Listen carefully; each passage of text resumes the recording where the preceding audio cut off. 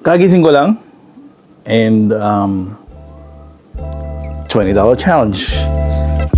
I don't wanna be crazy no more. You're gonna walk out of my door. I start to jump to the conclusion you don't love me anymore. So, pumunta ako sa Asian store dito malapit sa amin is maghahanap ako ng pwede natin maluto na budget friendly. Siyempre dapat sa loob ng budget na $20. Ang init. Parang gusto ko ng ano ngayon. Parang gusto ko ng fish. Parang nakakasawa na kumain ng carne. So hanap tayo ng mabibili natin sa ating favorite Asian store. Baby girl, you got to save yourself. First, we're gonna go to the meat section kung anong makikita natin. Daming tao. Oh no! Ang daming tao. Dilata. Dilatang isda. Sardines. Ligo. Mag-cup noodles na lang ako. Cup noodles. Pork butt. So, dapat pasok sa $20. Uy, sarap nito. Tahong na wala ng shell. Salmon. Mahal. Hindi pasok. Push it ulit. Push it. Doon dapat silang mumurahing fish. Ayun. Tilapia. Pili na lang ang tilapia. Laki. Uy, ang laki. Ang laki naman ito. Ang laki, oh. Grabe yung laki. Pahati ko na lang sa tatlo to. Can you cut it in 3? Can you cut it in 3? Ayan siya. Dalawang malaking tilapia. 12.41. So, pinahati ko na lang sa tatlo. Yeah, cut 3. Cut 3. Cut 3.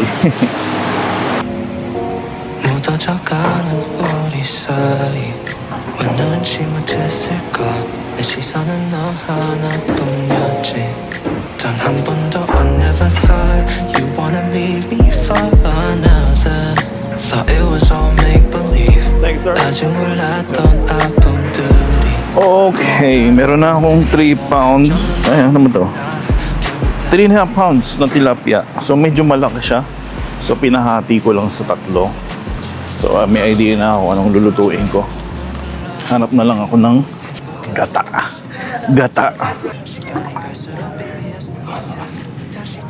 Kuha na lang dalawa para sigurado. $1.69. Gata. So, kailangan ko na lang ng bok choy. Meron pa akong bakong sibuyas, sili, luya. Hindi ko alam kung may luya ako. So, may bok choy. Large bok choy. Baby. Kailangan ko si baby. Taiwan bok choy. Baby. Ayun. Hindi pala ikaw ang baby yung hinahanap ko. Ito ang hinahanap kong baby. Baby bok choy. Ginger. I think that's it. Tama ba? Meron na akong sibuyas, bawang sa bahay. So, gata, baby bok choy, ginger, tsaka yung fish. Pasok naman to sa $20 budget natin for today. Yes, please. Yeah, we kept getting hurt, tired and exhausted Costed, what did it cost? Everything. Man, I need a magic. Thank you. You too. Wanna be in a better place, Yeah. but I would do it anyway. Alright, take care. So nahuli niya yung camera ko. So lumagpas tayo sa budget na $20. So ang total ko is $20. 14 cents. Pero 14 cents lang, baka may barya-barya ka sa bahay.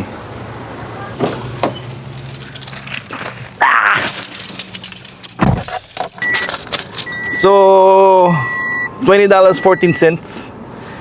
Medyo lumagpas tayo ng konting-konti lang sa ating budget na $20. Dinoble ko yung gata, kaya medyo tumaas. Then may bayad yung plastic bag na 10 cents. So, $20.14. Masama loob ko kasi lumagpas ako sa 20. Pero okay lang, barya lang yung lumagpas. So kaya uwi na tayo, magluluto na tayo. Malapit na magtanghalian. Okay. So $20.14 itong ating budget ulam for today. Pero lumagpas tayo sa $20 na budget natin. So ito yung nabili ko dahil malaki yung tilapia. 2 pirasong malaking tilapia yung nabili ko. Pero para siyang mas malaki siya sa regular na tilapia. Kaya pinahati ko siya sa 3. So, ayun siya kakapal. Oh, di ba? Malaki-laki din naman. Oh, di ba? Ang laki. Ano pa lang 'yan? Parang wala pang 3/4. Ganyan na siya kalaki.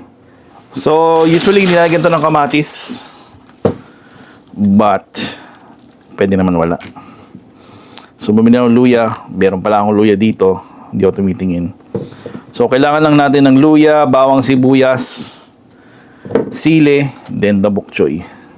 Actually, isa lang naman kailangan natin ito. Pero, dinoble ko na dahil para sigurado. At ang ating baby bok choy. So, let's cook.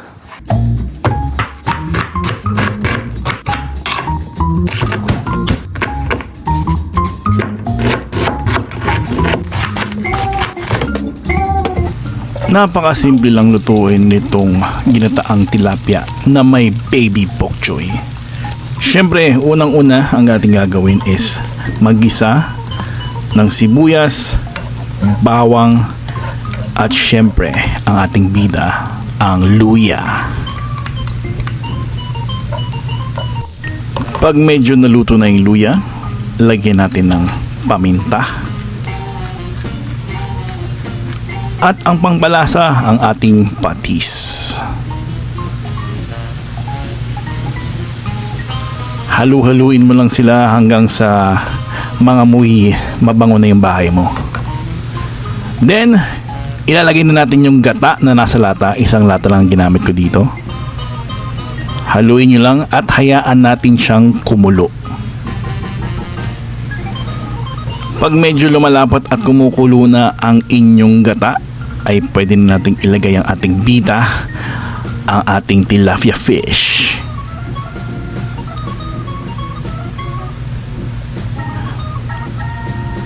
So kasabay sa magluto ng tilapia ay pwede na natin ilagay yung tangkay ng bok choy dahil medyo matigas to, kaya ihihiwalay natin siya dun sa dahon ng bok choy.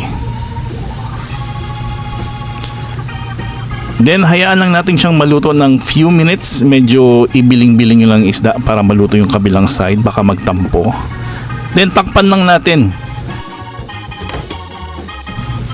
Then hayaan lang natin siyang maluto ng maluto. Siyempre kailangan nyo rin siyang haluin para kumalat yung lasa ng patis at paminta. Then pag gumulo na, after few minutes, pwede na nating ilagay ang ating dahon ng bok choy, ang ating baby bok choy. Konting luto lang dahil masarap crunchy ang dahon. Then pwede na nating ilagay ang ating sili.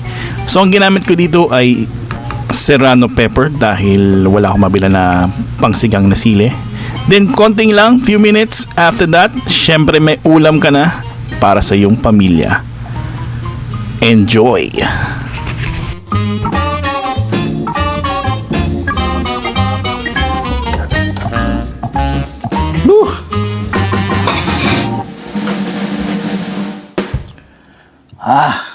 Ayan. So, ito ang ating $20 budget meal, budget ulam for today is ginataang tilapia with baby bok choy. Ayan oh. Tasty yan. Uy. So, actually, basok naman siya sa budget na $20. So, nagastos ko total is $20.14. Dahil dinalawa ko yung gata just in case magkulang. Pero, isa lang palang kailangan. So, anyways, baby bok choy. Pero usually, iba nilalagay spinach. And I think nilalagyan din ng kamatis. But, nalimutan ko bumili ng kamatis. Pero, pwede naman siya na walang kamatis. Tikman natin yung sabaw.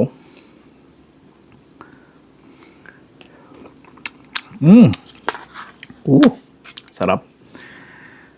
So, mabilis lang naman maluto ang isda. Kahit na actually pwede itong pampano pero medyo pricey yung pampano. Kaya tilapia na lang ang binili ko. Ayan oh. Tikman natin yung meat. The tilapia.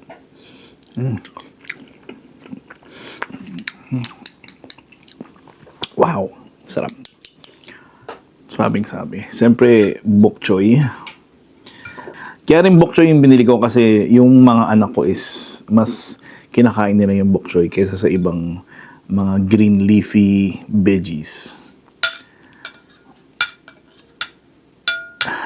So, lagyan natin ang bok choy. Then, konting sabaw. Ayan. Mainit.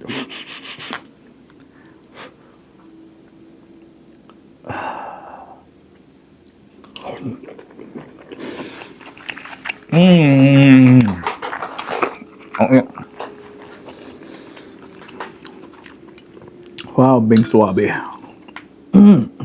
Ang sarap.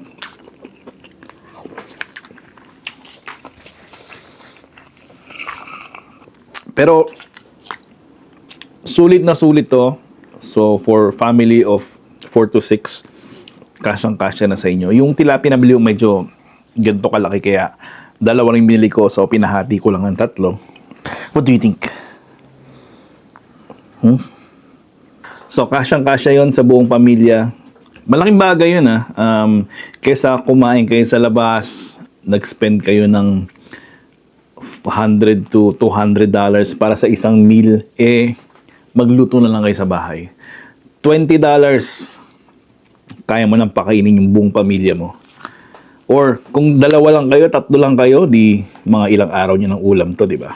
So, ang laking bagay no, ang laking tipid. So, hopefully, nabigyan ko kayo ng idea about kung anong uulamin. For today, napakadali lang lutuin ito. Simpleng-simpleng lutuin. Kahit sino kayang lutuin to. And isa pa, sobrang healthy nito. Alam mo kung ano yung mga nilagay mo, ano yung mga ingredients. Compare sa kung kakain ka sa labas, hindi mo alam kung ano yung nilalagay nila sa pagkain. So, alam mo na sobrang safe yung ipapakain mo sa pamilya mo. So, yun lang for today's video. Ginataang tilapia with baby bok choy. Thank you guys for watching. Thank you for supporting my small channel. And hope you have a wonderful weekend. And mabuhay ka at mabuhay kayong lahat. Ayos. Peace. Mas bagay pala to kung patis and sili. Serrano pepper. Cheers.